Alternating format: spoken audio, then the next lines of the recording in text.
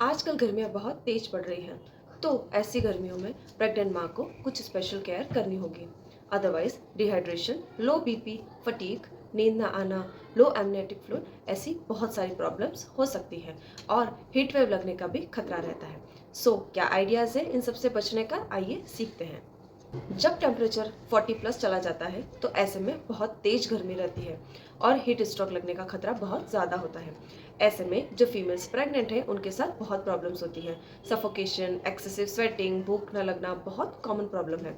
ऐसे में क्या केयर करनी है कि आप सेफ रहें, क्योंकि इस समय सेफ रहना बहुत इंपॉर्टेंट है।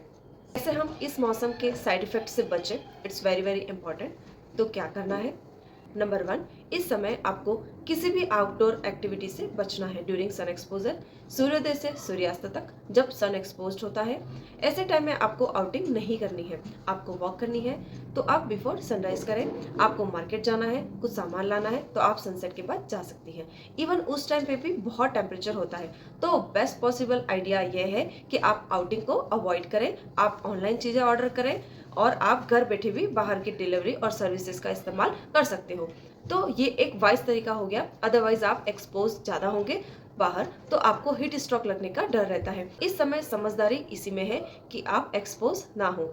दूसरा आइडिया ये है कि अगर आप प्रेग्नेंट हैं तो ड्यूरिंग प्रेगनेंसी बॉडी का टेम्परेचर थोड़ा सा बढ़ा रहता है, बॉडी में थोड़ी हीट रहती है बिकॉज ऑफ हॉर्मोन्स। अब ऐसे में आपको गुस्सा, चिड़चिड़ापन, बॉडी में हीट ऑलरेडी रहती है, बाहर भी टेम्परेचर ज़्यादा है तो आप बहुत अनईजी फील करती हैं। ऐसे में फुट सोकिंग यानी कि एक टब या बकेट लेनी है, उसमें ऐसा पानी डालना है कि जो आपके बॉडी टेम्परेचर से बराबर हो या फिर हल्का सा ठंडा हो। अगर नल में गर्म पानी आ रहा है तो आप उसमें थोड़ा सा आइस ऐड करके उस टेम्परेचर को 25 या 26 के बराबर कर लें। एकदम ठंडा पानी हमें यूज़ नहीं करना है। आप इसमें थोड़ा सा सॉल्ट ऐड कर सकते हैं, फिर इसमें 5 से 7 मिनट तक पैर को डुबा कर रखें और जब आप ये कर रहे हो उस टाइम आप म्यूजिक सुने। इससे आपको भूख न लगने की प्रॉब्लम, नींद ना आने की प्रॉब्लम में काफ़ी आपको आराम मिलेगा। तीसरा काम यह है कि ज़्यादा वाटरी चीज़ें खानी है, जैसे कि मेलन्स, तरबूज, मस्क मेलन, खीरा, इनको आपको ज़्यादा यूज़ करना है। इस मौसम में बहुत सारे फीमेल्स हैं जिन्हें भूख नहीं लगती है बिकॉज ऑफ डिहाइड्रेशन। ऐसी कंडीशन में कोई भी कॉम्प्लिकेशंस हो तो भी आपको दिन में एक ORS का पाउच जरूर लेना है इतनी सीवियर हीट में, क्योंकि आपको स्वेटिंग हो रही है, वाटर लॉस हो रहा है तो ब्लड प्रेशर पे इफेक्ट आएगा। ऐसे में आपको 1 लीटर पानी के अंदर ORS बना के ज़रूर पीना है, जिससे कि आपकी एपेटाइट ठीक रहे।